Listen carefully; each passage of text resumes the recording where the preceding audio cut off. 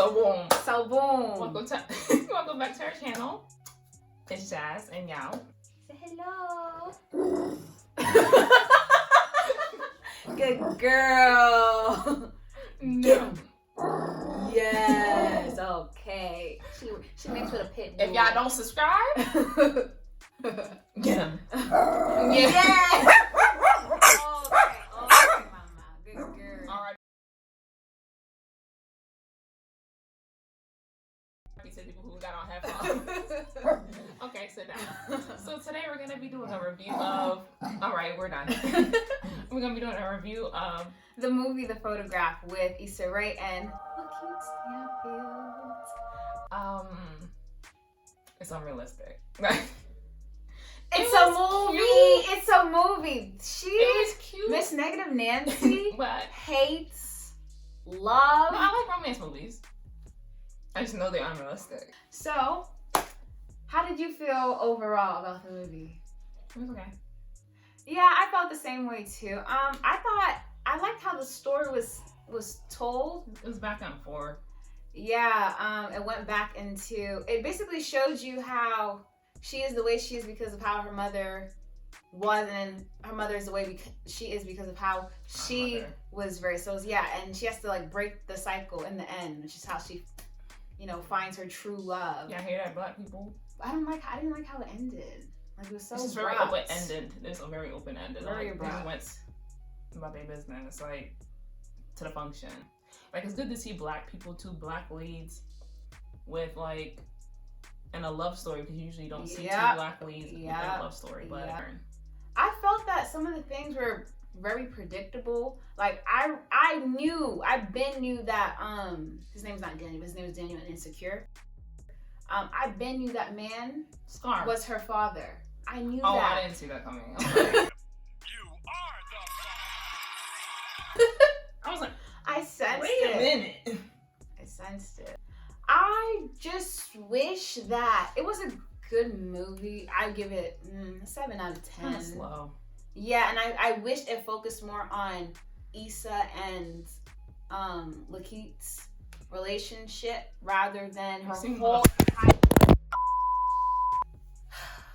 What was I saying before? No, I was talking. You was listening. No, I said something. No, I was speaking when the camera dropped. I was. No. Yes, sir. You want to go back and roll a clip? Rather than her whole. At the phone falling. And what happened while the phone was falling? I was speaking. Now, as I was saying, I was saying how I wish the movie it focused a lot on the mother's backstory, which I understand, but I feel like it should have focused more on Issa Rae and Lakeith's relationship or getting to know each other. I feel like they gave us snippets of that, and it was mostly her mother's story, which I personally didn't care for. I mean, it was a nice touch to the movie, but I felt like most of the movie should have been concentrated on Lakeith and Issa Rae. But I like how the movie did get straight into the point and wasn't dragged out. That's how I felt. But anyway, what do you have to say?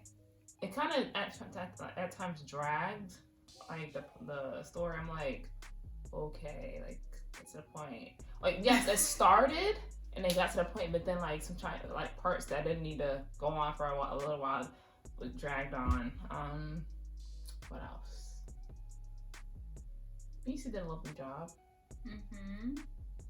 Oh my gosh, so random, but I love that scene where they were in the little shack, the light room or whatever, and you want to be Issa Rae or you want to be Lakeith? Okay, she got a beard, so she Lakeith, so she got a beard. Issa and Lakeith, they kissed, and they're no licking. I don't play that. Their face was like this. It looks so cinematic with their side profiles together. I'm like, this is so beautiful. I was on my eyes. She hates love. I don't know what's her problem. Like you would have thought something. It's just no. you You would have thought. So You would have thought somebody broke her heart a million times and screwed her over. That never happened to her. So I don't know why the thought of love or people being in love upsets her so much. It doesn't upset me. It's corny. Then she falls in love one day, and then she turns into those same people that she hates. No man. No man. Yes. No man. Yes. No man. Yes. I don't like corny stuff. Yes. It's corny. But low-key, you are a corny person at times. I'm a corny person, but I'm not. But you don't like corny stuff. Going back to the movie. This is random, but would you ever consider? Looking at you. Would you consider putting your career on pause? No. You wouldn't. No. We have to compromise, but no. I No. 100%. I wouldn't be halting my agree. career. Especially if I'm making good money. No. Because I'm not saying money means more, but I'm not like I want to like that you I want to do stuff for me. I probably said stuff. It's just how it's going. No, because in the movie, Issa Rae didn't want to do long term whatsoever. But in the movie, I felt like she didn't know him for that long. But there was such a deep connection within a short amount of time. That's what I was So saying. I'm like, given the time that they know each other, I'm like, yeah, I would want to do long distance. But I'm like, the way the movie was making it seem like there's such a deep connection. I'm like, okay, I would really think about it. If I felt so attached to somebody I barely knew, which I don't know how that's possible. That's what I was saying. The movie covered so many topics. Obviously, love, honesty, Generational curses. yes, yes. And I was thinking that in the movie because I'm like, these things like this exist in real life. Like, I know people that are going through these problems with their parents. Just so you have to be aware and conscious of what the vibe that you're giving to your kids, you're putting off on your kids, because then they carry that with them. Yeah. I like how the mother was, kind of ambitious, and she really she didn't want to felt like she was stuck living this plain boring life. Same. So she left her her boyfriend, and to me, I like that part of the movie because I feel like in the Black community, like there's this big idea of I don't say ride or die because he wasn't doing anything to ride for it, but sticking around with people. Somebody. Yeah. And you're not happy yourself. Yeah. So I'm like, sis had to leave and live her big dreams in New York. If you want to stay stuck in the same small town in Louisiana, then you stay stuck. But they weren't seeing eye to eye in that part. No. I'm like, they probably would have broke them up anyway, because I'm like, he wants to stay there. Doing nothing. What was it? He voted. He was comfortable. Yeah. He was comfortable living this very plain and boring, predictable So I was thinking the same lifestyle. I I'm want my life like, to be you want to see more for yourself. I also like how they showed a family that wasn't poor in the ghetto. They lived in Upper Manhattan. Oh yes. Wife and husband together, have 2 kids, no drama. Who had 2 kids?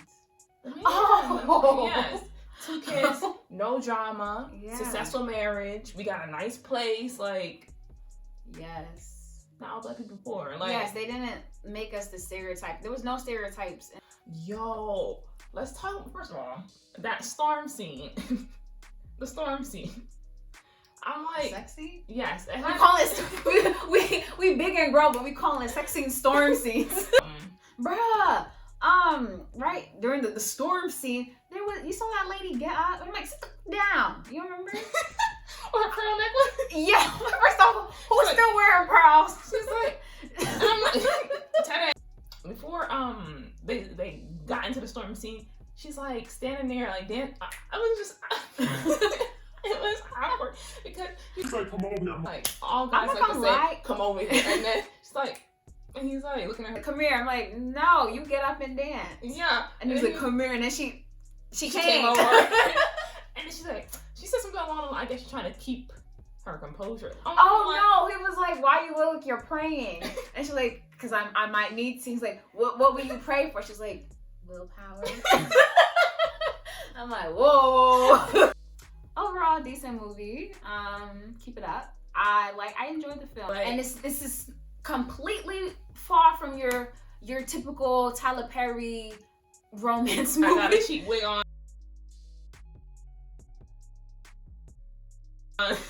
I'm getting beat up by my man.